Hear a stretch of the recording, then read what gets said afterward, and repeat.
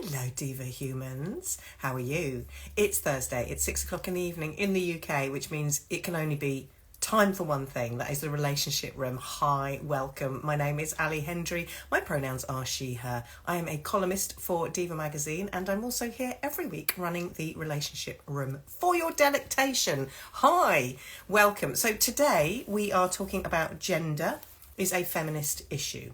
That is the topic of today. Welcome one, welcome all. Good to see you all. I will invite my guest up to the main stage and we will get going with today's topic. Hello, everybody. Thank you so much for joining us in the weekly relationship room. Lovely to be here in space with you. So I shall seek out my guest and we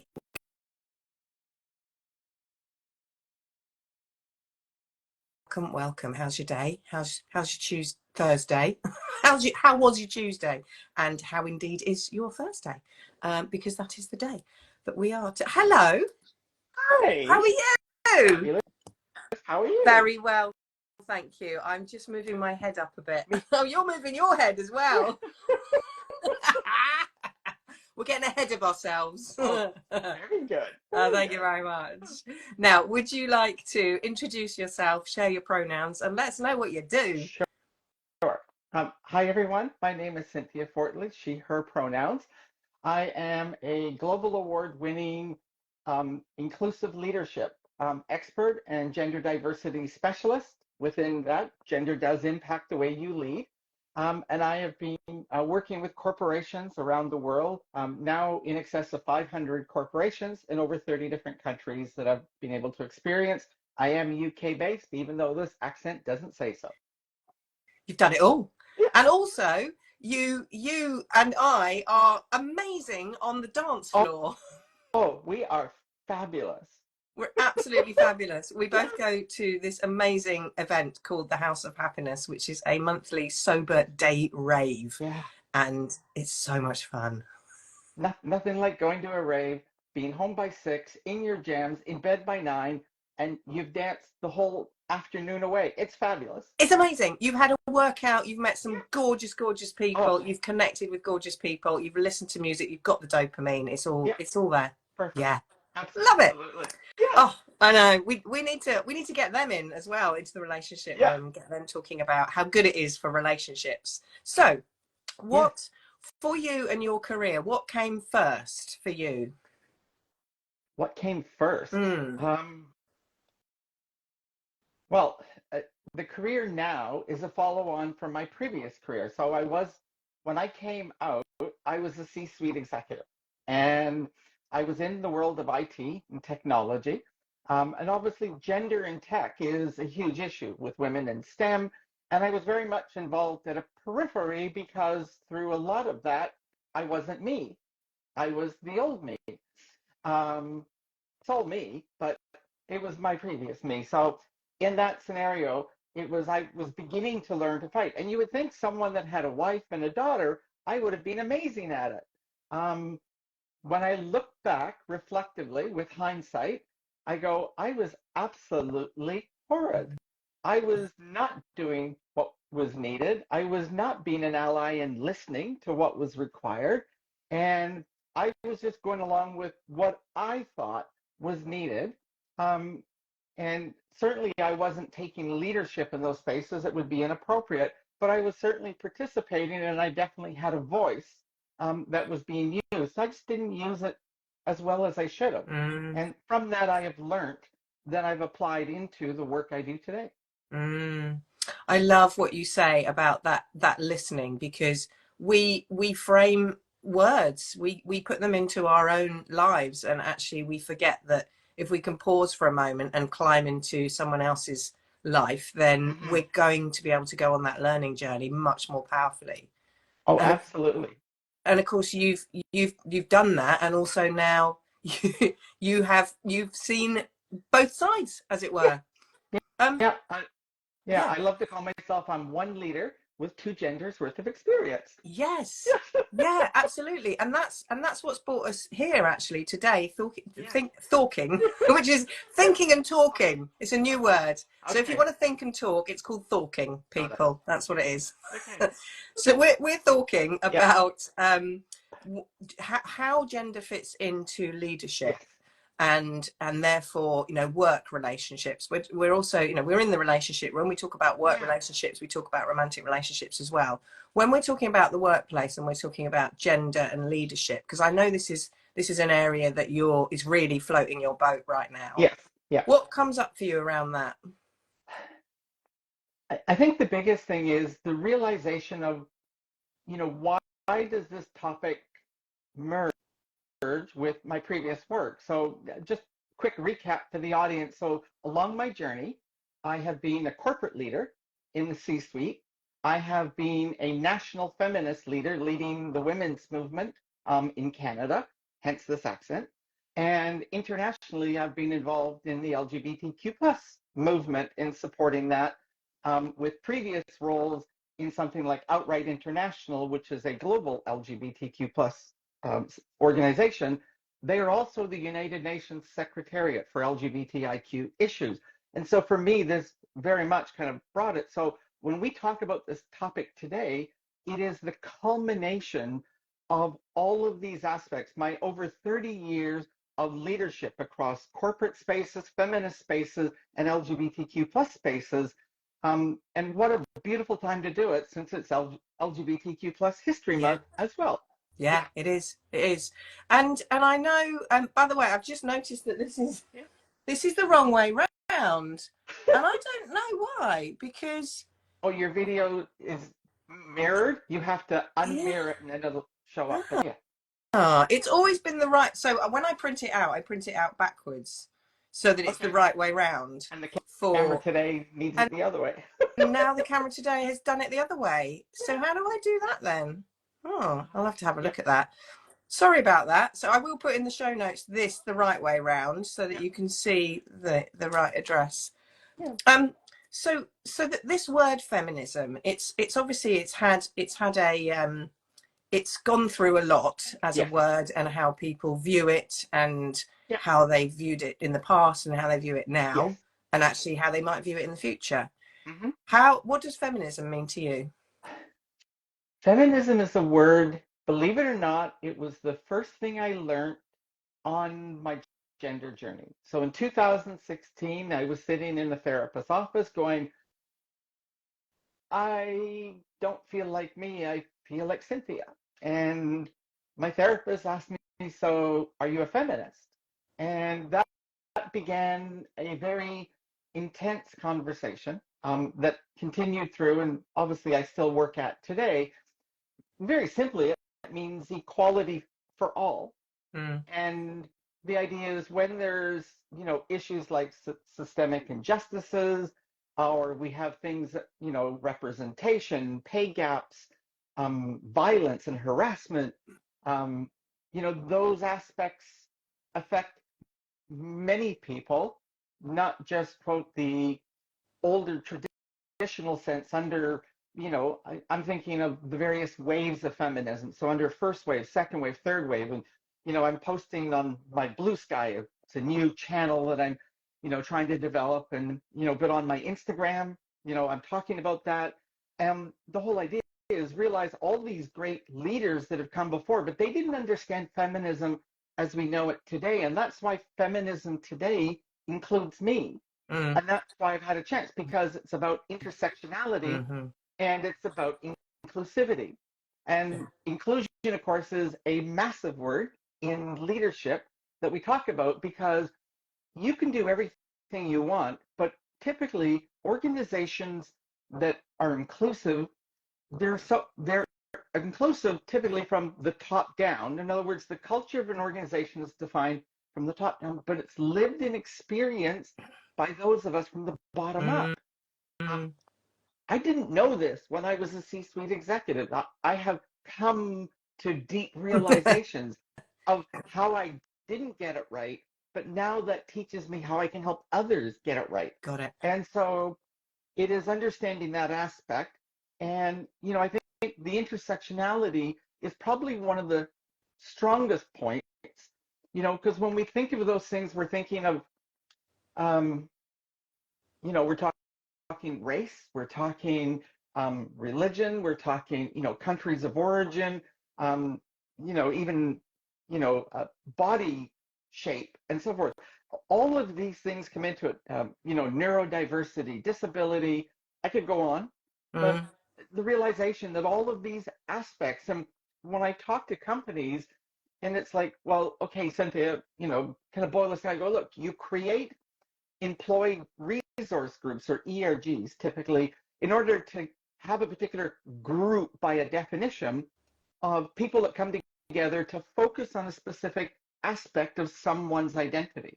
Yeah. But as an example, I go, well, so where does your Black woman who's a lesbian and neurodiverse, and uses a wheelchair, Yeah. which group does she put her She's got to go to a lot of a groups. She's lot going to of be groups, busy. and she doesn't have the time.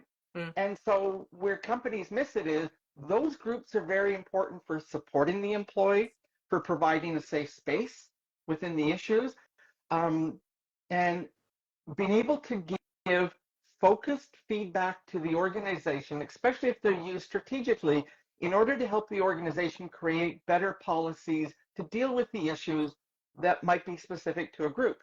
But when we deal with the human being, when we are managing that human being, when HR is, we're a whole Mm. person.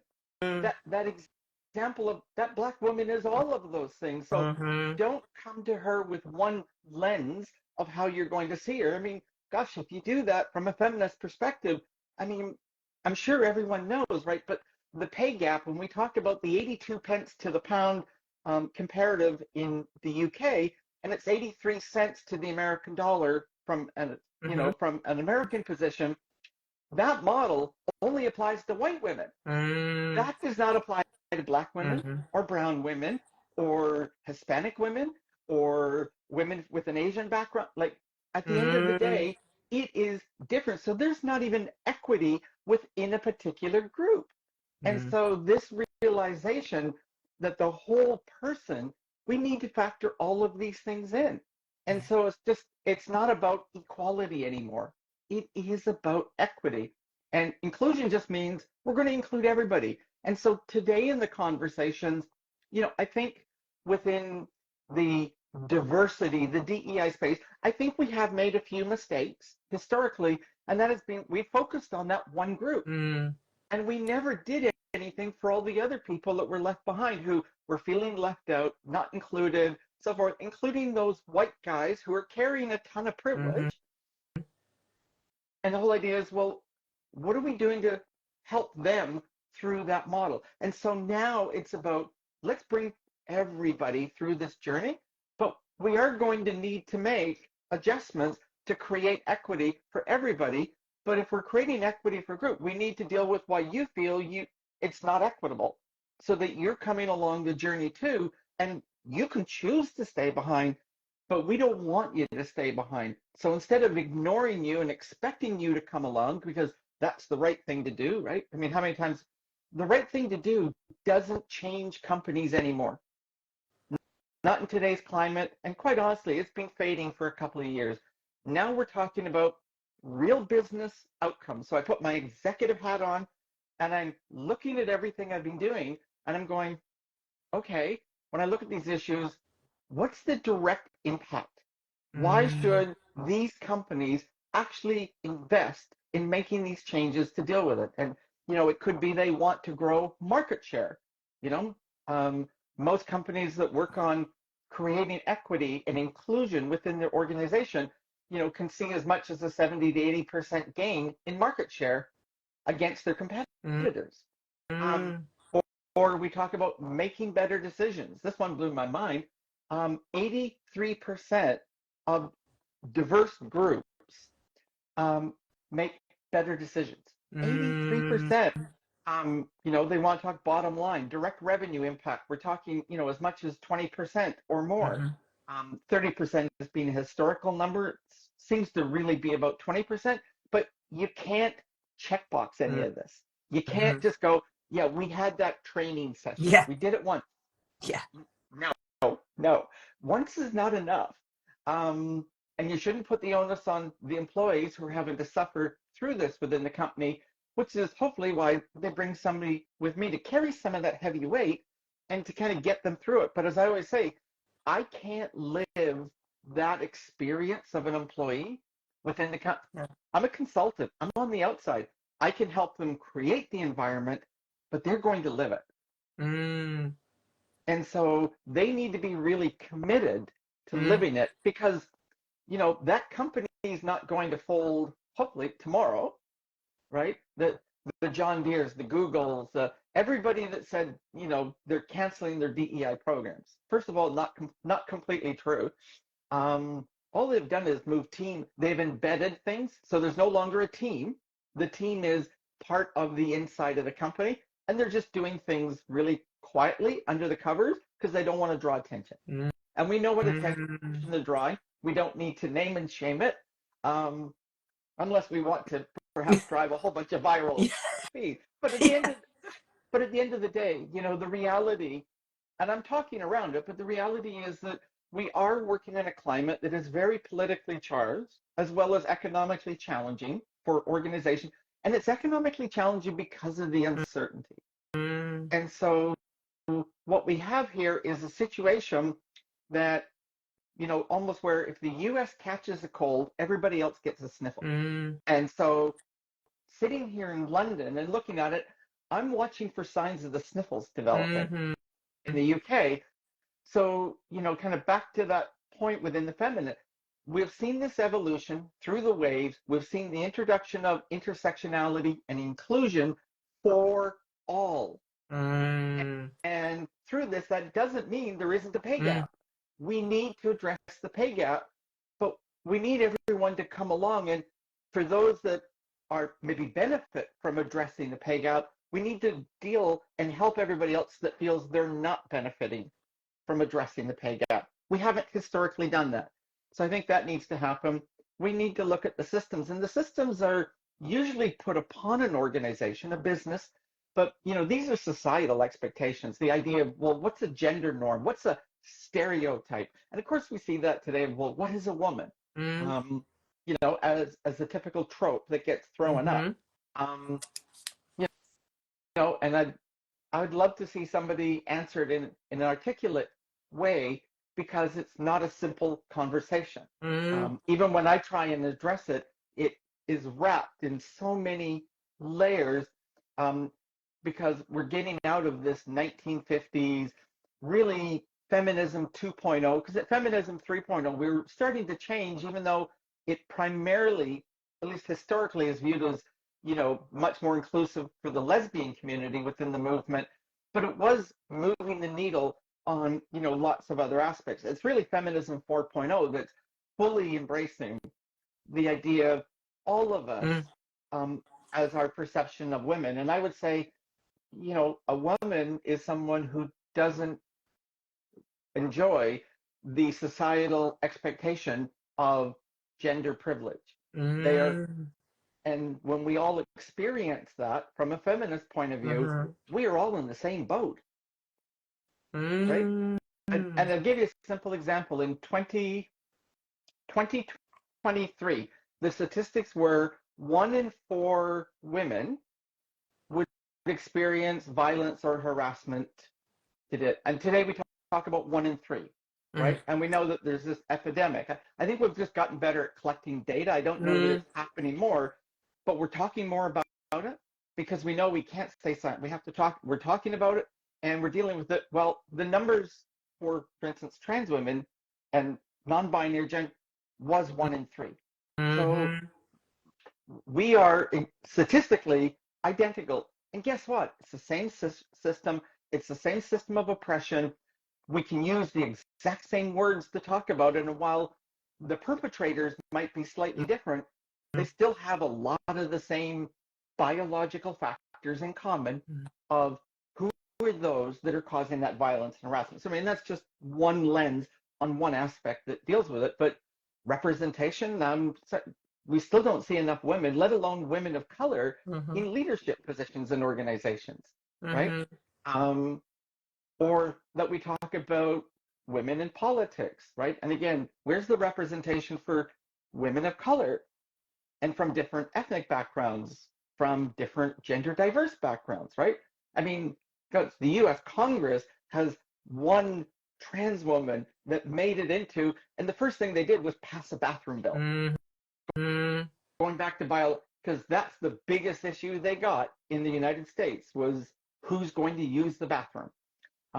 So, anyways, I'll let you ask a question. I've gone on, I think, long enough. And I could listen for forever, and we've had so many hearts and recognitions coming in as well through the chat as people are agreeing with what you're saying. And you know, I really took on board what you were saying in terms of the divisiveness that DEI has created in the past, and yeah, also missing out on that intersectionality piece, and um, using DEI to exclude a group that actually has the biggest mm-hmm, power and needs to be somehow included in a way that doesn't diminish the marginalized groups that yeah, are needing that support and that attention. yeah, yeah. Mm. You listen well. But I'm quite good at summarising. I, That's a talent. Um, People, if anybody has a question or a comment, do pop it into the chat. We are here, so please do. If you've got anything that you want to ask or comment on, then please do pop it into that comment section, and we will read it out. So it's really interesting because we're talking about the organizations, and you know, the groups and how they're set up, and then also the impact of management and leadership, and the yeah, really important leadership work you're yeah, doing. So when it comes to individuals, and I love what you said at the beginning in terms of your experience of realizing you weren't able to hear things that needed to be done, and now you are able to have to be that advocate that can say, actually, this is what you're not hearing, this is what I can now frame it in a way that helps you understand this is the work that we need to be doing when we're looking at gender in leadership. So when it comes down to individuals mm-hmm, and the work that individuals can do, all yeah, genders, as we're saying, yeah. can do around um, promoting where feminism is and where it's going. Mm-hmm. What have you found has been helpful? Well, I think it's intriguing that, I mean, one of the first things you have to address in the conversation is, well, men going, well, I can't be a feminist because they think it's for women, right? And so the idea of, again, the fourth way says, no, we're about inclusion. And we always kind of have been because men have been welcome to be supporters, right? And bring their privilege into the conversation. I think probably clearly since at least, wave three of feminism, they have. But there are also women that are going, well, I mean, look at the viral ones when I forget it's a trad Oh, wife, right? Right, yeah, or a traditional wife, yeah. and they're going, I can dress pretty and do the home. Yeah, that's kind of exactly what we fought for. I remember working with a young woman, and I forget which part of my life, and she went, "Well, I'm not a feminist." I went, "Oh, why are you not a feminist?" And she goes, "Well, my dream is I want to find Mr. Right, stay home, and raise children." I went, "That's amazing, and I hope you get to do that." And she's now doing it, which Mm-hmm. is awesome. I went, but you see, the feminism of waves before would tell you, well, no, that's not what we're fighting for the whole bit, especially wave two, wave three, because it was about getting women into the workforce. So I can absolutely see that messaging come out, but that's not the message of feminism 4.0. It's about choice. All Mm-hmm. women want in all aspects of life is Mm-hmm. choice. Um, Mm-hmm. and if we aren't given choice, then we will strategically put choice in and we'll play that game. And Yeah. unfortunately, the lonely man's club who complains a lot about it, they're still really sad because they haven't figured out how to break into that because they're still thinking, Mm. if you will, second wave feminism and how to break into that. And we're going, No, we're actually about Mm, choice. So if you want mm, to choose that as the life that you want, then we want that for you. mm, mm. And we want to fight for it. We also think you should might be deserving of a living wage doing that. There's Yeah, no reason that you should yeah, suffer. yeah, Um, and whether that comes in the form of tax breaks, I mean, that's more policy as to how it gets, but the idea of it's recognized as having a value because we know that if it's not, that it actually has a downturn in economic yeah, impact. When yes, men can, but whenever there's this equity, then all of a sudden we actually see that systems start to benefit everyone. yeah, So, yeah, so we need to deal with those questions. But then I think we move into, well, what about the tropes of, well, women can't be leaders. Definitely if you're probably under, well, even 35 these days or younger, it's like, oh well, you have your monthly cycle, and well, God forbid you couldn't make a decision when you're on your cycle, right? I'm sorry. I mm, mean, a woman's pretty damn strong. mm, She'll go into battle even when she's mm, bleeding. So, mm, you know, mm, um, let's break that down pretty quick to deal mm, with. Which is why, one of the series I'm running is all these amazing feminist leaders. And I'm going through the waves with, we're in wave two feminists that I'm highlighting right now. We'll move into wave three and eventually wave four. But at the same time, I also am running a parallel set of business leaders. And I was very particular because I actually made sure that I looked at the demographics.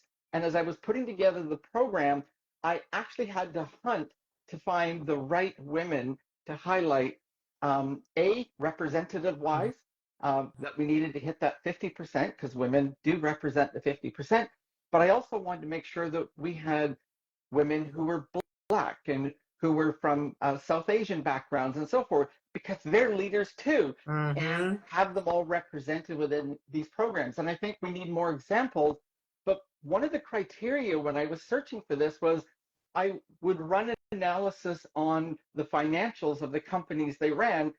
Obviously, I'm looking for good news stories, but I was looking for where did they actually outperform kind of everyone else? Why were they a mm, good inclusive leader for their time? mm. And it wasn't just, they had great HR policies or whatever. It has to be they were great business leaders. Business typically being measured by financials and market shares and so forth.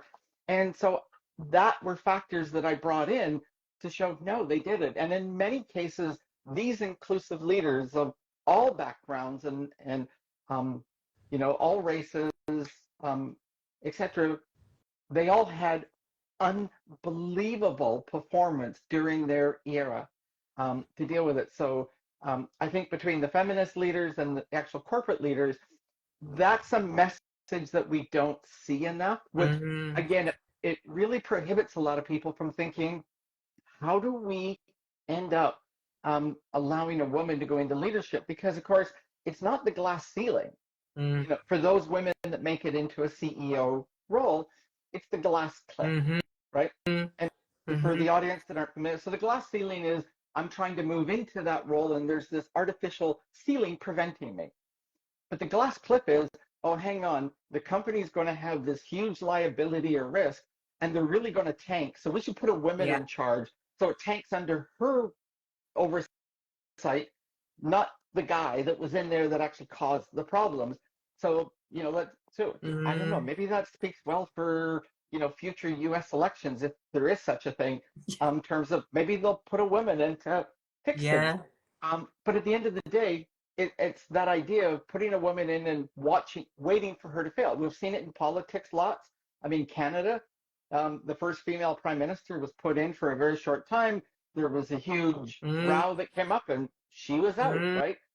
We've seen the same happen in Europe. And, even amazingly strong leaders that I think we all miss to some degree, such as Jacinda Ardern from New Zealand, right? Yeah. Um, she carried through the pandemic, through everything. And that's just like, you know what? This is just more than I want to put up with for a job. And she walked away. And during that same era, there was many amazing women, which unfortunately, what we find is because the systemic issues haven't been addressed, Mm. that these women experience a form of burnout as they kind of hit that plateau and they end up leaving. So we know that, and again, this is a 2023 stat, we know that for every woman that now makes to a director and above level, so director, senior management, executive board, 2 women in that space leave. And so we're still on a decline. And certainly, no surprise to the audience, one of the biggest industries when I've analyzed the numbers that's come in is within the STEM, and specifically the tech industry, where in 2023, 23, 24, 23, the numbers dropped to 19% as a representation of women in leadership within the entire STEM industry space, with tech being a big player of that. And that actually dropped 1% from the year previous, Right. where today we actually have 27% across all industries globally are women in leadership positions. In the top 50 banks in Europe and the UK, women represent 29%. So believe it or not, banking's actually outperforming Yeah. the standard. But this is Interesting. 50% of the population is only 29% of the leadership in banking. Yeah. That's still a Yeah. problem. Yeah. That's so interesting when you look at the stats. And also, I love that you talk about the systems. And, you know, when we talked about women are where we're at now in terms of feminism is to do with women having choice. I mean, Mm-hmm. having real choice rather than pretend choice or choice that's wrapped up in some kind of systemic, you know, stranglehold. And that Yep. actually that's where we're going right now, and that has the capacity to benefit all genders Mm-hmm. if we are promoting happy, healthy humans in Yeah. life. I mean, hello. Yep. Mm, Absolutely. mm. Okay, Yeah. so looking at my notes, I think we have yeah. You've covered so much of what we wanted to talk about, and you've done it so clearly and with statistic. Your brain is amazing. It's bringing in all the It's stats. a good Um, menopause day. yeah, exactly. So much so. I've been making up words today. That's my menopause I know, but manifesting itself. stalking's a great word, right? Yeah, absolutely. We're gonna hashtag that. Absolutely. Um, so what are you? So tell me some more. What you're currently working on? So you've got these 2 programs running. So tell us more about those and how people can access your work. Absolutely. Well, I mean, it just so happened it was not intentional, but I actually just launched the refresh of my website Ah, today.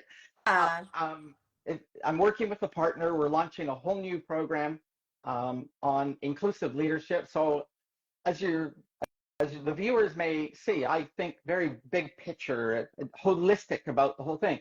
And the partner I'm working with, their market's very effective in selling modules. So what I'm doing is taking all of this stuff I'm talking to you about that I could, lead an organization on a journey through, and that's the way I approach it from a very big picture perspective.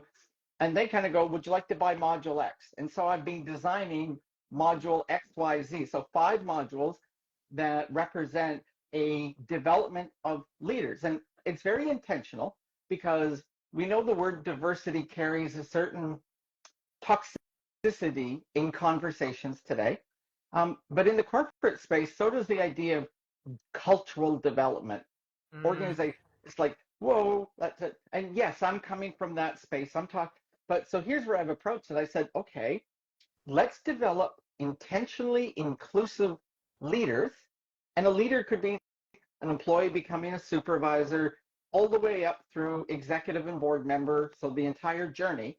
If you're moving up in that kind of career progression, which I learned a lot from my, mentorships that I run, another service. mm, um, mm. but the whole idea was, let's create a whole bunch of inclusive leaders. And if you get enough within an organization, then they're looking for a culture that supports them. And so if their culture is not designed for inclusive, then they need to work on it. And yes, I could help them get there too with additional offerings. Mm-hmm. But the idea is they then know who they are as an inclusive leader, and they want to create a supportive system that brings everyone along and creates the right environment back. So this way, we're not talking about culture development, we're not talking about diversity, we're talking about inclusive leaders specifically for the purpose of creating organizations we all want to belong to. I love that. Yeah. And your website is cynthiafortledge.com. Yes, that hasn't changed. Same So website. same And website. also CA Fortledge here, which is written backwards. Yeah, Apologies for that. I don't that's know. I fine. don't know why it's Yeah, Instagram has now decided. I must have pressed a button.